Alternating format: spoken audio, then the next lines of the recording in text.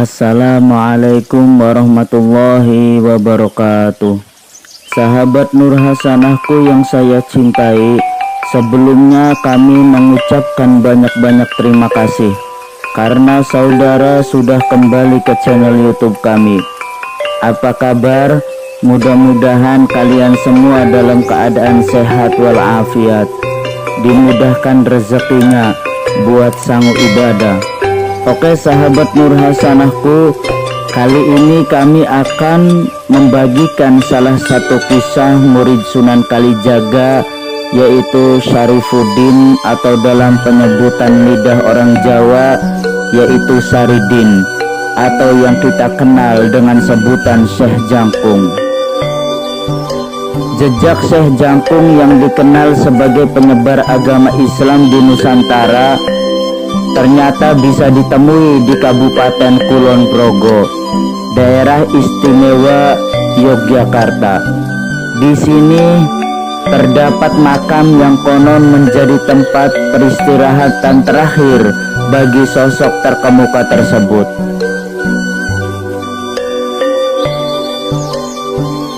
Makam Syekh Jangkung berada di Dusun Bangeran, Kalurahan Jatirejo, Kapanewon Lendah, Kulon Progo. Dari pusat kota Jogja, jarak yang ditempuh untuk bisa sampai ke sini sekitar 30 km atau 1 jam perjalanan menggunakan kendaraan motor. Gerbang masuk area makam Syekh Jangkung berupa gapura yang dibangun dari susunan batu bata. Suasana makam begitu sunyi dan sejuk karena jauh dari perkotaan serta diselimuti rerimbun pepohonan. Oleh masyarakat, makam ini diberi nama makam Kiai Lando. Kiai Lando merupakan nama kerbau peliharaan Syekh Jangkung. Syekh yang punya nama lain Saridin ini ditempatkan pada area khusus komplek pemakaman tersebut. Kawasan ini dilindungi oleh pagar putih bercorak hijau dengan ketinggian sekitar 1,5 meter. Pusara Syekh Jangkung berada di dalam bangunan cungkup berukuran sekitar 2 kali 2 meter dengan model konstruksi khas Jogja. Namun tidak sembarangan orang bisa memasuki area khusus tersebut. Hanya juru kunci dan orang-orang tertentu saja yang diperkenankan untuk melihat langsung pusara. Juru kunci makam Surakso Dwi Susanto menerangkan, konon sebelum akhir dimakamkan di Jatirejo, Syekh Jangkung telah melewati perjalanan panjang berkeliling sejumlah wilayah di tanah Jawa dan Sumatera pada kurun waktu 16 Masehi. Putra Sunan Muria dan Dewi Sujina, putri Sunan Mundung ini memulai pengembaraannya di wilayah Jawa Timur. Beliau dikenal oleh warga sebagai ulama yang berkarisma dan ahli tasawuf, sekaligus murid dan cucu Sunan Kalijaga. Saridin dilahirkan pada tahun 1540-an. Semasa hidupnya ia berguru pada Sunan Kudus dan Sunan Kalijaga. Saat berguru sama Sunan Kudus, Syekh Saridin sudah menunjukkan karomah yang dimilikinya. Pada suatu ketika Saridin atau Syekh Jangkung ditanya oleh Sunan Kudus, "Apakah setiap air ada ikannya?" Lalu Saridin menjawab, "Iya Kanjeng Sunan." Lalu Sunan Kudus memintanya untuk mengambilkan kelapa yang masih utuh. Kemudian Sunan Kudus membelah kelapa tersebut, dan saat dibelah dari dalam kelapa tersebut keluarlah 2 ikan kecil. Sunan Kudus takjub akan karomah yang dimiliki Saridin. Karena alasan Saridin berguru pada Kanjeng Sunan Kudus terlalu panjang diceritakan, dan biar alur ceritanya tidak melebar kemana-mana, untuk itu saya akan menceritakannya dengan sederhana dan singkat saja. Saridin atau Syekh Jangkung merupakan salah satu wali yang hidup di masa para wali Songo atau masa Sunan Gunung Jati, yaitu pada pertengahan abad ke-15. Di zaman segitu beliau mengikuti laku kehidupan ke timur sampai telatah Blambangan, Banyuwangi. Di sana 3 tahun kemudian pindah di Rembang, membangun masjid, lalu ngaji dengan Sunan Kudus.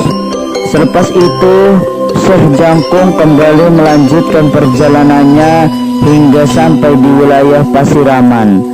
Di sana Syekh Jangkung bertemu dengan penderes lalu meminta izin untuk meminum legen. Dwi yang merupakan abdi dalam keraton Jogja ini mengatakan Syekh Jangkung juga meminta 2 kelapa tua dari penderes tersebut.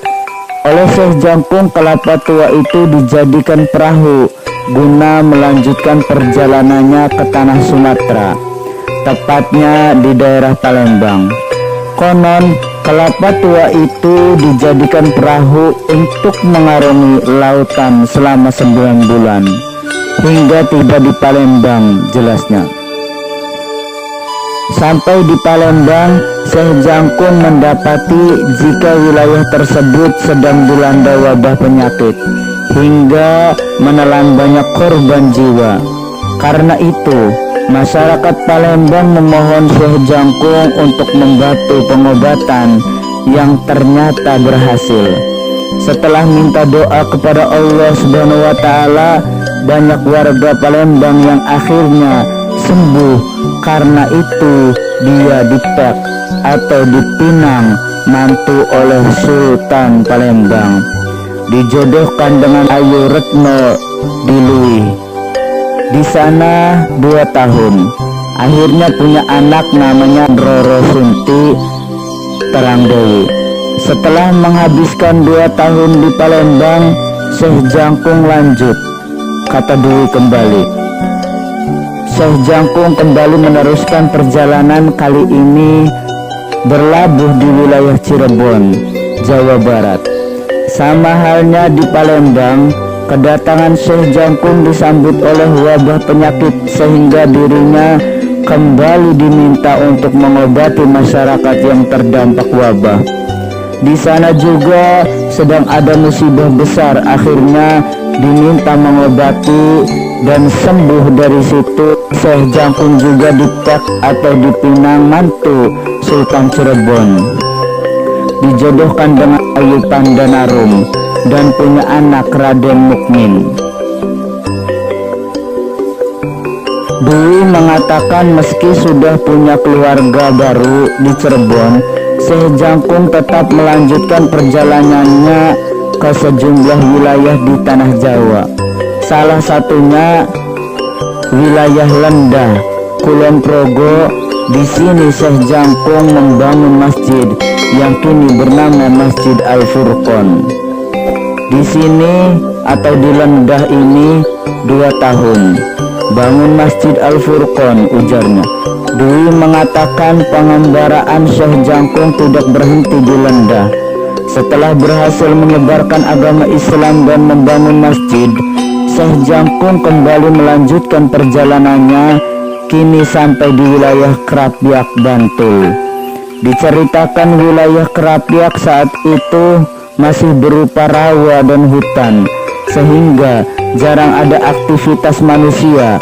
Karena itu Syekh Jangkung memutuskan untuk bertapa di tempat ini. Sampai Krapyak yang saat itu masih berupa rawa dan hutan, beliau bertapa selama 1,5 tahun. Aksi Syekh Jangkung ternyata diketahui oleh Sultan Agung, Raja Mataram, Jogja. Sultan Agung yang sebelumnya sudah mendengar cerita soal kesaktian Syekh Jangkung pun tertarik untuk mengundangnya ke keraton.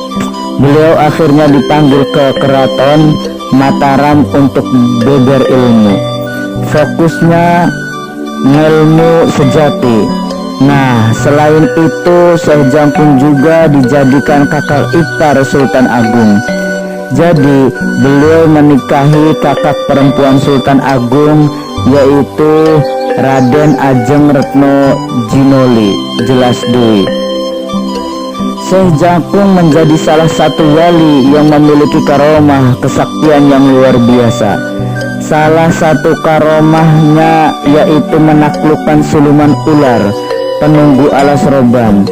Syekh Jangkung yang hidupnya dihabiskan untuk menyebarkan agama Islam juga dikenal sakti dengan beberapa karomah yang dimilikinya. Singkat cerita, setelah menyebarkan agama Islam di seluruh pelosok Nusantara, Saridin atau Syekh Jangkung berniat pensiun dari dunia dakwah. Syekh Jangkung atau Saridin memilih hidup sebagai petani dengan membuka perkampungan baru di kawasan Pati, Jawa Tengah. Dalam perjalanan mencari perkampungan, sampailah di pedesaan. Di sini Saridin atau Syekh Jangkung bertemu dengan 7 orang yang sedang memperbaiki atap di sebelah rumahnya. Dari sinilah Syekh Jangkung ingin membuktikan kebaikan ke-7 orang tersebut. Lantas beliau mengalihkan perhatian mereka dengan bertanya, "Apakah ada warga sekitar yang akan menjual kerbau?" Tanya Syekh Jangkung kepada ke-7 orang tersebut. "Jika ada, saya ingin membeli 2 ekor." Syekh Jangkung melanjutkan ucapannya ke-7 orang tersebut.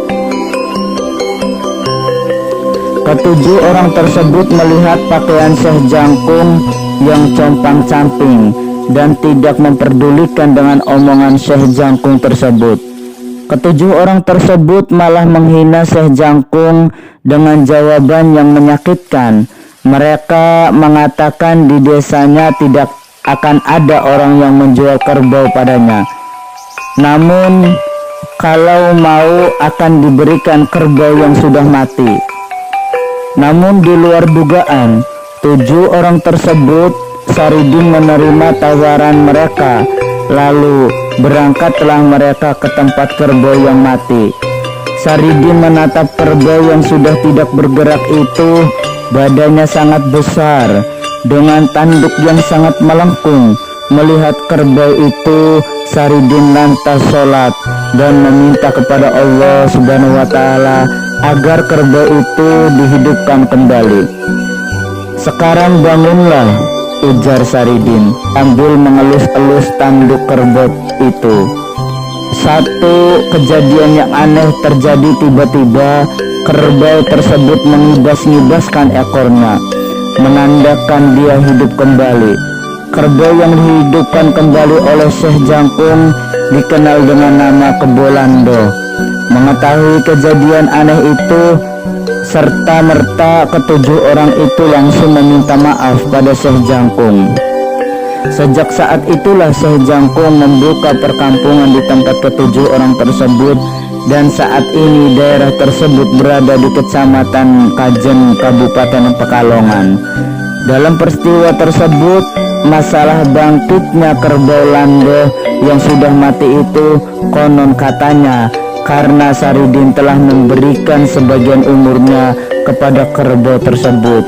Dengan demikian, bila suatu saat Saridin yang bergelar Syekh Jangkung meninggal, kerbau itu juga mati. Dan saat kerbau tersebut harus disembelih, yang aneh, meski sudah dapat dirobohkan dan akan digorok lehernya, ternyata tidak mempan. Bahkan kerbau itu bisa berdiri kembali.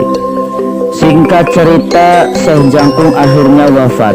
Sebelum meninggal, Syekh Jangkung berpesan agar dimakamkan di wilayah Jatirejo, Lendah, alih-alih makam Imogiri, tempat peristirahatan para raja Jogja.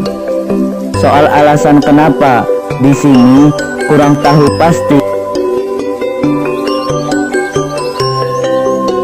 Syekh Jangkung memang tidak suka di ketinggian, ingin di bawah saja seperti rakyat biasa, sehingga memilih dimakamkan di sini, jelasnya. Dwi mengatakan meninggalnya Syekh Jangkung juga menyimpan cerita tersendiri soal penamaan makam yang menggunakan nama Kiai Lando. Syekh Jangkung ingin agar nama kerbau peliharaannya itu bisa dikenang masyarakat. Karena saking sukanya Syekh Jangkung dengan Kiai Lando, kerbau peliharaan, akhirnya dipilihlah nama makam itu pakai nama kerbau, ucapnya. Nama Kiai Lando itu pula yang konon akhirnya menginspirasi penamaan Kapanewon Lendah saat ini. Iya, konon dari nama Kiai Lando akhirnya dijadikan nama Kapanewon Lendah, kata Dwi. Apa yang disampaikan Dwi merupakan satu dari sekian versi cerita Syekh Jangkung. Versi lain menyebut jika Syekh Jangkung dimakamkan di desa Lando, Kayen, Pati. Terlepas dari itu, masyarakat Landa tetap meyakini bahwa jika Syekh Jangkung pernah berkiprah di wilayah Lenda hingga akhirnya hayatnya dimakamkan di Jatirejo. Kirab Pusaka Syekh Jangkung. Untuk mengenang jasa Syekh Jangkung, masyarakat Lenda menggelar upacara adat berupa kirab jamasan, pusaka peninggalan Syekh Jangkung, yaitu kudirancang atau tombak dengan mata seperti kujang, batok bolu atau berbentuk mangkuk dari kayu, dan Al-Quran tulisan tangan. Upacara ini digelar setiap bulan Sura sesuai penanggalan Jawa. Merujuk situs resmi pemerintah Kapanewon Lenda, jamasan pusaka Kiai Lando atau Syekh Jangkung ini bermula dari adanya wabah penyakit di wilayah Lenda pada sekitar tahun 1814. Dengan pusaka peninggalan Kiai Lando, wabah penyakit berhenti. Caranya pusaka diarak sekeliling kampung. Kini upacara jamasan itu telah ditetapkan sebagai warisan budaya tak benda atau WBTB oleh Kementerian Pendidikan, Kebudayaan, Riset dan Teknologi Kemendikbudristek. Belum lama ini, Kasih Warisan Budaya Tak Berdaya Dinas Kebudayaan Kulon Progo Sulasmi mengatakan jamasan pusaka Kiai Lando ditetapkan sebagai WBTB bersama dengan 4 kearifan lokal lainnya di Kulon Progo. Jadi ada 5 yang ditetapkan WBTB pada 2004 yang lalu, ucapnya. Secara rinci dia menyebut 4 WBTB di luar jamasan Kiai Lando, yakni Nyadran Joyokusumo di Sengir, Kalirejo Kokap, Nyadran Kigono Tirto di Tirto, Hargotirto Kokap, Kaparan Kalibuko di Kalirejo Kokap, dan ritual adat Gunung Lanang di Sindutan Temon. Dengan telah ditetapkannya 5 WBTB baru ini, Dinas Kebudayaan Kulon Progo berharap masyarakat bisa menjaga sekaligus melestarikan tradisi yang sudah ada sejak zaman leluhur. Itu saja penjelasan dari kami tentang karomah dan perjalanan Syekh Jangkung. Mudah-mudahan bisa bermanfaat. Mohon maaf bila ada kekurangan atau salah-salah kata. Wallahul muwafiq ila aqwamit thoriq. Wassalamualaikum warahmatullahi wabarakatuh.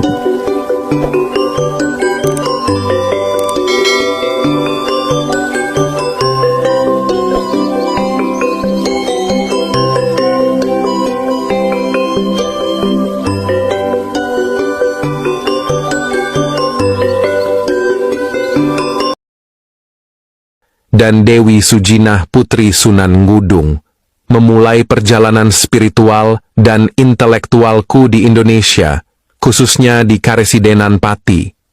Tidak hanya terkenal di Pati, namun aku juga diakui sebagai leluhur di Dusun Dukuh, Desa Glagah, Kecamatan Glagah, Kabupaten Banyuwangi, Jawa Timur, serta Desa Lendah di Kulon Progo, Daerah Istimewa Yogyakarta. Aku juga dikenal sebagai tokoh spiritual Panembahan Tandoh Landho di Kabupaten Pati pada masa era Bupati Ki Panjawi. Kisah hidupku yang dimulai dari kedekatanku dengan keluarga besar Sunan Kalijaga, termasuk Ki Gede Miono, pamanku, memberikan nuansa kearifan dan kebijaksanaan. Konon, aku diutus oleh Sunan Kalijaga untuk menyebarkan Islam di desa Miono. Masa hidupku penuh pembelajaran agama dari menjadi santri bersama Sunan Kudus hingga memperdalam ilmu dan kewaskitaan bersama kakekku, Sunan Kalijaga. Keahlianku diuji dalam sebuah perdebatan dengan Sunan Kudus, di mana pertanyaan tentang air dan ikan membuktikan kecerdasanku. Namun, kecemburuan dari sesama santri membuatku dihadapkan pada ujian lain ketika mereka mempersulitku saat bertugas mengisi bak mandi dan tempat wudhu. Untuk mengujiku, Sunan Kudus bertanya, "Apakah setiap air pasti ada ikannya?" Aku dengan ringan menjawab, "Ada, Kanjeng Sunan Kudus." Mendengar jawaban itu, sang guru memerintah seorang murid memetik buah kelapa dari pohon di halaman. Buah kelapa itu dibelah. Ternyata kebenaran jawabanku terbukti. Dalam buah kelapa itu memang ada sejumlah ikan. Karena itulah Sunan Kudus atau Jafar Sodik sebagai guru tersenyum simpul. Akan tetapi santri murid-murid lain yang iri dan tidak suka hal tersebut menganggapku lancang dan pamer kepintaran. Karena itu lain hari, ketika bertugas mengisi bak mandi dan tempat wudhu, para santri mengerjaiku. Para santri mempergunakan semua ember untuk mengambil air. Aku tidak enak hati, karena ketika para santri yang mendapat giliran mengisi bak air, aku tak kebagian ember. Aku meminjam ember kepada seorang santri. Namun apa jawab santri itu? Santri tersebut malah menunjuk sebuah keranjang berlubang yang secara logika mustahil dapat dipakai untuk mengangkut air. Akan tetapi di luar dugaan, dalam waktu sekejap bak mandi dan tempat wudhu itu penuh air. Para santri lain pun hanya takjub. Aku wafat pada tahun 1563 Saka Jawa atau 20 Oktober 1641, meninggalkan legenda spiritual yang terus dikenang dan kisah keturunanku melibatkan tokoh-tokoh besar termasuk Sultan Agung Hanyokrokusumo.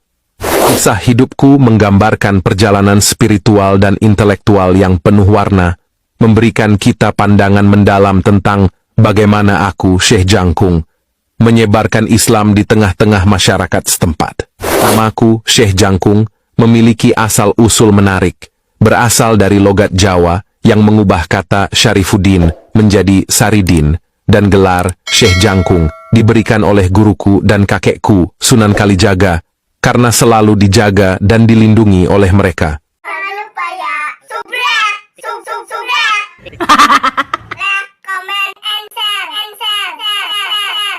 share. Cepetan!